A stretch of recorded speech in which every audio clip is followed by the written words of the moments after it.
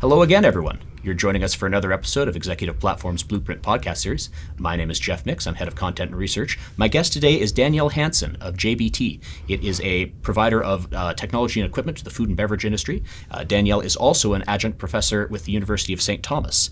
We're going to be having a conversation about risk mitigation in sourcing, which I think is such a timely and important topic right now. Danielle, thank you so much for joining me today. Thank you for having me. Why don't we start off by talking about risk mitigation in sourcing as it exists in 2024. It's always important, but I feel it's having a moment right now. It's more important than ever. It is something that everybody is talking about. What has your experience been, first of all, working in the industry, but also as an educator for contract negotiations in this space? Yeah, definitely. Looking at risk mitigation and sourcing, it's really changed since COVID. I think everyone had that aha moment during COVID that things went wrong. Right? Drastically wrong, and people weren't prepared. And risk mitigation's always been one of those things that people just keep pushing off because there's so many things that they have to get to, cost savings, contract negotiations, other things within the sourcing, that we really miss some of the focused attention to risk mitigation. So as we saw in COVID, we saw a lot of issues. And what we've focused on now is how do we make sure we don't end up with another situation like that? We've got a lot more change that's been happening within the world, especially with a lot of the different wars or conflicts that are going on around the world, that we have to be more prepared going into that. So spending some focused time with your teams, making sure that that's incorporated into your strategy is extremely critical to make sure that you're going to have sourcing in place so that you don't end up in a situation where you don't have product to serve the customer. Now, there's a couple of different ways we can go from here, but to my mind, maybe the first one would be you can't sole source anymore. That's obvious, but also maybe you can't source from a particular region because the disruption might be region-wide. How has that sort of influenced your idea of looking at risk in this space?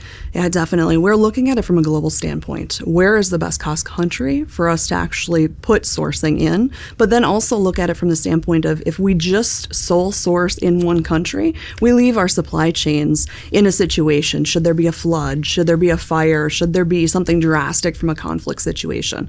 So as we look at this and as we look at risk, we put certain quantitative measures in place to make sure that as we're looking at that, we're really focused on which countries are we going to continue with and how do we dual source so that we have sourcing in certain regions in multiple different locations so that we end up not having significant issues. Now, this doesn't work for everything, right? And that's one of the things that a lot of you are probably thinking as you're listening to this is if you've got low volumes, it's extremely hard. Say I'm doing, 1,000 a year. It's extremely hard for me to split that manufacturing process. So I've got to look at other options. What can I do around inventory? What can I do, to ensure the reliability of those suppliers? And how do you strengthen those partnerships and relationships that you have with those suppliers? And I think maybe the next natural step in the conversation then is once you are talking about different regions and sourcing a little here and a little there, your whole footprint starts to regionalize, which is not to say you don't have a global business, but you start doing some of your business here and some of your business there, and they are talking to each other, but they're also independent in a way they weren't before COVID. Has that been your experience? It has been. Especially now we're looking at how do we regionalize more?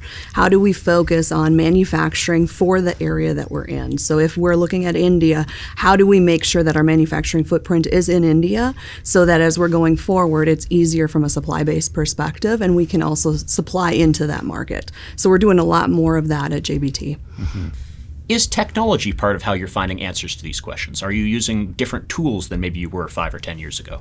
Technology is a big one, and we're very invested in how do we continue to improve our technology, especially around data. Data and big data is extremely important, and we've done more focused efforts in ensuring that we have that data to make the good decisions as we're going forward. And more than ever, we're using Tableau, we're using other data platforms to ensure that we have the ability to tell us where should we go from a sourcing perspective, as well as look at what the different constraints are that we have in those markets. I wonder if we could illustrate what we're talking about with an example. And I don't need you to name names, but as an educator, when you're telling your class, this is what's happening in the world right now, what are some of the particular stories or examples you're using to explain to them what has changed? From a class perspective, we focused quite a bit on COVID, right? COVID really provided us all with a case study of what went well, what did not go well. And for the most part, what did not go well is something that we've really learned from. Having significant issues with getting supply in during that time, a lot of companies didn't have the proper data around their supply chains, didn't understand where specifically were they getting supply from. And in a lot of cases, it was the sub-tier supplier mix that we really didn't know. Most companies invested in, my supplier is this supplier. But they didn't look at down below that supplier, what would happen with that tier 3, tier 4 supplier. And a lot of times those were the suppliers that were smaller. Those were the suppliers that during COVID or during other conflicts don't survive. And if we don't have plans in place to work with those suppliers and understand what that is, we're not able to ensure that we've got resiliency built into our supply chains. You were speaking a little bit about inventory earlier, and Correct. I've had some conversations where it can almost be described as a pendulum swinging, the idea of, an optimized supply chain has as little inventory as possible. A resilient supply chain needs a ton of inventory so that there's a safety net. And I wonder if maybe that pendulum is starting to come back where people are worried about controlling costs. They want redundancy, but they don't want it to be too expensive.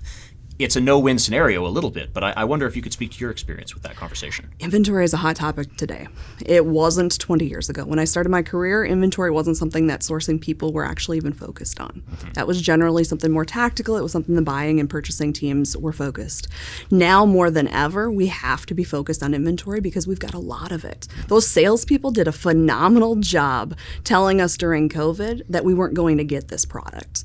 And that if we wanted to go ahead and procure that, we needed to get on the list now because we wouldn't get it for 2 years. So with those threats, with those things that were occurring, a lot of us purchased more than we would have out of the threat that we wouldn't be able to get it. So now what we have at most companies is we're stuck in a situation where we've got a significant amount of inventory. A lot of that inventory is stuff that we probably won't use in 2+ years. Or we've seen drastic change in what customers are looking for. And some of the things that we would have bought before COVID are different now and have changed significantly. So as we look at that, we're looking at what is that even mix that we can have, but most companies across the board globally are looking at how do we reduce the inventory, but have some sort of mix between just-in-time inventory and still having some so that we have a little bit of a safety net as we're going through. And a lot of that's looking at how can we push back stock to our supply base and get stocking agreements and other vendor-managed inventory programs in place. Another, I won't call it a pain point, but topic of discussion that has really come front and center recently is the idea that forecasting just isn't working the way it used to. And I think that has to also go all the way back to sourcing. Are you getting the right information to make the right purchasing decisions early enough so that sales and operational planning can deliver on it? I'm certainly not looking for you to solve that conundrum, but I would love your perspective on, from the sourcing side of things, what are some of your wish list items for how to make it better? What maybe is in the works to improve things? Where is forecasting in your world? Definitely a loaded question because forecasting is something that we just don't have that good crystal ball. And I have not been at a company yet that's got very good forecasting in place. And I think from our standpoint, we've got to figure out how to use big data. And I think there's a play here from artificial intelligence as well. Have artificial intelligence actually looking at some of that data and making better predictions than what a human could in this particular aspect based on the big data that we're looking at. And from a sourcing perspective, if I know what we're going to procure, if I know what that forecast is, and if there's some reliability behind that forecast, we can put much better agreements in place with our suppliers and help our suppliers out as well to ensure that those suppliers are able to better plan their manufacturing so that we don't end up in stock-out situations and so that there is better balance as well as cost across the board. I mean, in that scenario, you are their customer, you're helping their forecasting. Exactly, exactly. You did mention AI. And I think as the host of a business podcast, I have probably had 50 or 60 conversations about AI in the last year. It is a very hot topic. I haven't had the conversation with a procurement professional. Now, I can appreciate we are still in the it's exciting, but what does it actually do for us phase? Everybody has a different answer to that question. If you don't have some specifics about like, well, this is what we're doing with it, maybe we could talk about aspirationally, what do you want to do with it or what do you hope it will do? Where are you in a procurement space with AI right now? AI is changing a lot of things. And, as you said earlier, it is an area where we don't know what we don't know. And we're still in that investigation stage to understand what can we do with artificial intelligence and are there more opportunities? And I think the answer there is yes. I believe there are more opportunities and more ways we can use artificial intelligence. A lot of that's going to be research, practical application, tying that in and understanding how can we use that. Around big data, as we talked about earlier, I think there's a lot of opportunities there. How specifically can we use AI to help forecast, to help make better business decisions as we're looking at that? The other aspect that I know there's a lot going on from an artificial intelligence standpoint is looking at contract negotiations and how do you start incorporating AI into some of the smaller suppliers, some of the more tail spend supply situations that we have. And I know Walmart has been a big proponent of this, working with Pactum and making sure that they're actually rolling that out. That's an area that I'd like to investigate more, especially teaching negotiation strategy in the MBA program and undergrad program. I think there's a lot of opportunity there for companies, and that's something that I'd very much like to have more conversations around. Terrific. And I think that is a good place to be, ambitious and interested, but also wanting more information. Yeah. And as an educator, maybe we can also talk about what else gets you excited in this space. When you are teaching this MBA program, when you're talking about contract negotiation, is there sort of a top of mind thing that gets you excited and that you want to inspire your students with? Yeah, there's a lot going on in the supply chain space. I think getting more women involved in supply chain has also been an area of focus. And that's one of the areas that I think everyone has an opportunity to really step into and help make sure that we're diversifying those supply chains. As we look at supplier diversity, as we look at getting more people into supply chain, we want to make sure that we're also mirroring the people that we're serving in those different areas. And the best way to get new voices into that is to help sponsor, to help look for people that are coming up within their careers and help provide them with opportunities as we're going forward to get those experiences. I love that, and I know we have a panel discussion on women. We're actually doing a roundtable tomorrow where all of the panelists are going to be women. I think supply chain is doing great things in this space to bring women into the leadership team. Definitely. Obviously, you yourself are. Can we talk about your journey a little bit? Like, how did you get to be in the leadership position you're in? Definitely. So going through my journey, I actually fell into supply chain. So it wasn't something I was looking to join or something that I really knew much about. Because before COVID, I think people really didn't hear about supply chain, especially in colleges or universities. From my standpoint, I was going to be an attorney. And I was just interviewing for the hell of it to try to get experience. I had graduated at the time of Enron. And during that time, it was really a time where a lot of mission and values were important to me as I was looking at companies. And I had an opportunity to be an intern at Medtronic, a medical device company, very large medical device company. And it gave me an opportunity to really get dropped into supply chain without knowing. I had a triple major in Spanish, operations management, and legal studies and business. So I had been trained in those areas, but I didn't have the practical application. I had a manager at the time that didn't like contract negotiations. And he decided, because I had legal studies and business as one of my majors, that he would put me in charge of the multi-billion-dollar contracts internationally. So it was a sink or swim situation early on. He had a lot of trust in me, and I appreciate that trust that he had because it gave me an opportunity to really jump in and get my feet wet in negotiations. And negotiation's been an area that I've been focused on throughout my career. It's an area that's extremely important in strategic sourcing and something that I would highly recommend, especially to people that are getting into supply chain roles, to really focus on that area and to build up that expertise.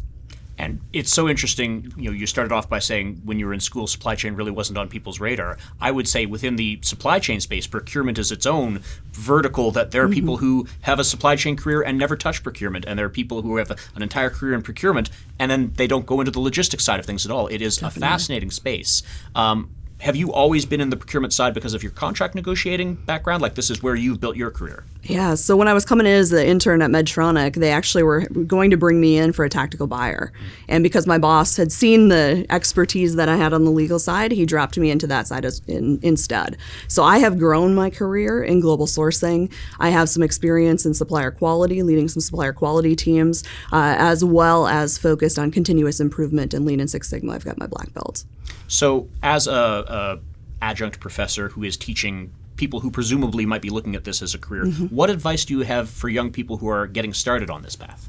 Yeah, for young people getting started, it's an extremely interesting area because no 2 days are actually the same. You go to work and a lot of times you've got the same thing. You're looking at the same computer screen, you're doing the same thing, monotonous tasks, especially early on. In supply chain and in sourcing, every day is different. One day you may be out at the suppliers, working with suppliers on partnerships, focusing on quality aspects. How do you improve the quality? How do you improve the cost? Maybe the next day you're focused on how do I get this new product? During COVID, we had a lot of supply constraints, right? When we were looking at semiconductors, we were in a big situation. I was working at Tonal at the time, and Tonal was a startup. That was a company that did not have and had not purchased those semiconductors before. So in that type of a situation, it was how can we negotiate and how can we work with these suppliers to get product during a supply constraint when we were completely constrained and we didn't have any allocation allocated to us of that particular part. So each of those days, you're trying to do something different. Sometimes you're bringing teams together, new product introductions, trying to figure out what the supply constraint is on a certain area. And every day you get to try something new. And I think that's really cool from a development perspective. Absolutely. And maybe now we can turn it around and say, what advice would you have for supply chain senior leaders who, there is a pool of talent here, including women, including all kinds of different people from different backgrounds, and we want them to become supply chain professionals. How do we attract the top talent of tomorrow? Yeah, as executives, we've got to focus on making sure we've grown our careers. Now it's our time to focus on the next generations that are coming up. How can we focus on mentoring? How can we focus on sponsoring? Sponsoring is even more important than mentoring. Mentoring helps people, give them skills, give them other opportunities, but really those opportunities that they need are in sponsorship.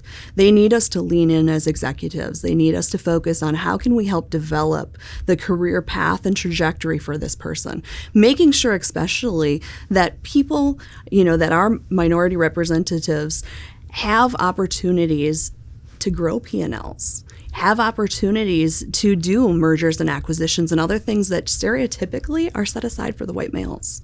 And I think it's extremely important that as we grow and as we diversify in supply chain, we're much more focused on that than we've been in the past.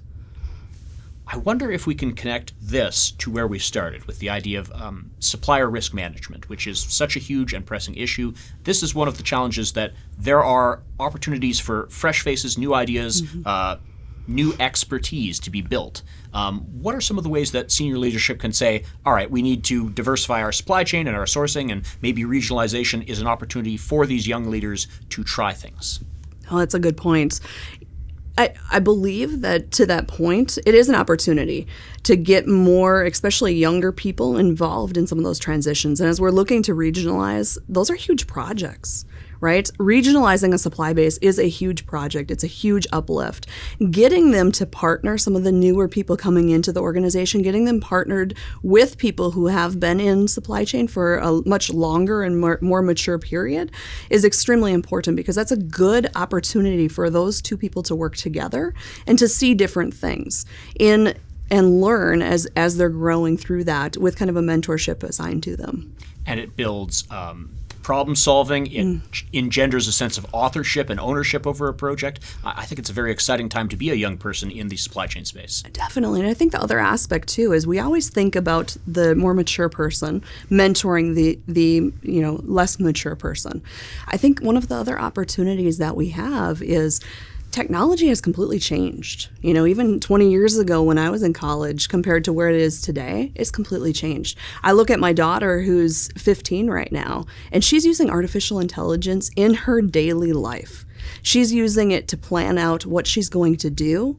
She's using it to make sure that she understands what she should do from a violin lesson standpoint, how she should do her studying.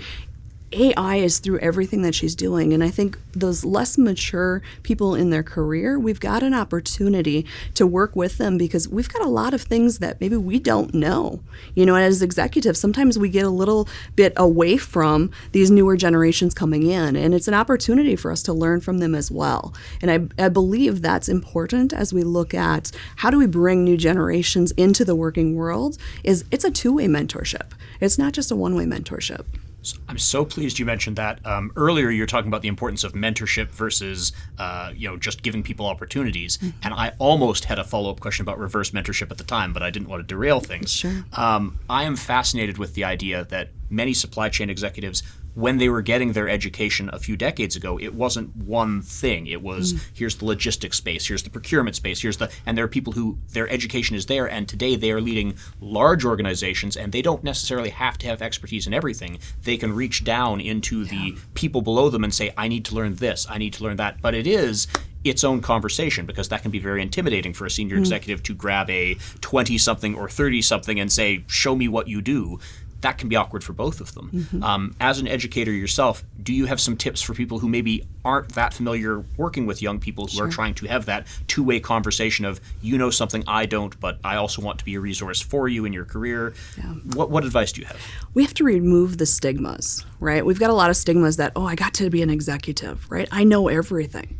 We've got to remove that, and we've got to understand that there are areas that we don't have. Just as you said, there were specific trails, of where I was going to go, if it was sourcing, if it was supply chain, if it was operations management, planning. Each one of those were kept as their separate silos. As I continued up within the organization, I stayed within my silo, right? Because if I was going to recreate that, I would have to start completely over.